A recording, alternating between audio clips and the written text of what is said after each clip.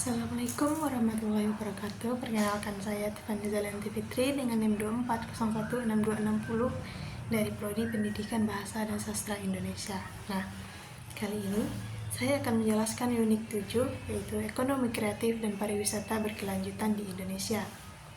Indonesia memiliki kekayaan budaya, alam, dan sumber daya manusia yang sangat besar. Potensi ini dapat dikembangkan melalui ekonomi kreatif dan pariwisata berkelanjutan. Kedua sektor tersebut tidak hanya meningkatkan perekonomian, tetapi juga membantu melestarikan budaya dan lingkungan. Adapun ekonomi kreatif di Indonesia adalah sektor ekonomi yang mengandalkan ide, kreativitas, dan inovasi sebagai modal utama. Beberapa subsektor ekonomi kreatif meliputi kuliner, fashion, kriya atau kerajinan, musik, film, aplikasi digital, pengembangan game.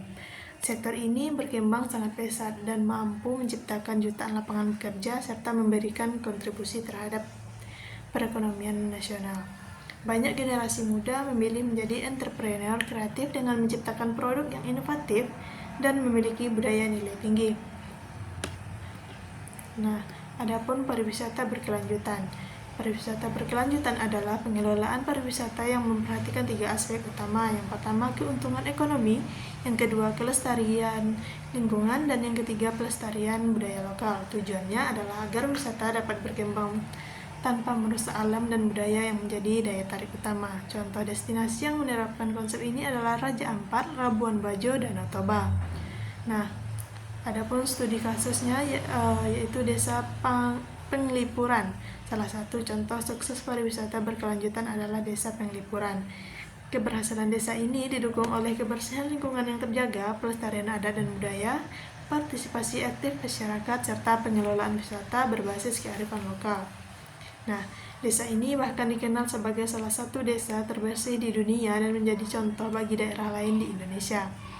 Adapun peran digitalisasi, perkembangan teknologi membantu ekonomi kreatif dan pariwisata melalui promosi di media sosial, penjualan produk melalui e-commerce, pemasaran destinasi wisata secara digital, memperluas jangkauan pasar hingga tingkat internasional. Digitalisasi membuat produk kreatif dan destinasi wisata lebih mudah dikenal oleh masyarakat global.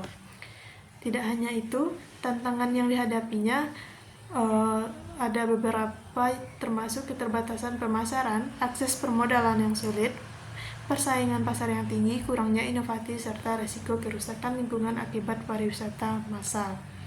Karena itu, pelaku usaha perlu terus berinovasi dan memanfaatkan teknologi secara optimal. Adapun tata bahasa pentingnya yaitu kalimat menjemuk setara, menghubungkan dua ide yang setara. Contohnya, ekonomi kreatif menciptakan lapangan kerja dan pariwisata berkelanjutan menjaga lingkungan. Nah, yang kedua ada kalimat majemuk bertingkat, menghubungkan ide utama dan ide pendukung. Contohnya, jika dukungan pemerintah terus meningkat, maka ekonomi kreatif akan semakin berkembang. Adapun yang dapat saya simpulkan adalah ekonomi kreatif dan pariwisata berkelanjutan merupakan sektor penting bagi masa depan Indonesia.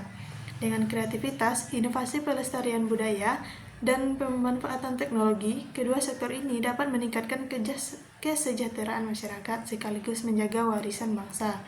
Melalui kerjasama antara pemerintah, pelaku usaha, dan masyarakat, Indonesia dapat menjadi pusat ekonomi kreatif dan destinasi wisata berkelanjutan yang unggul di dunia. Nah, itu saja. Sekian dari saya. Assalamualaikum warahmatullahi wabarakatuh.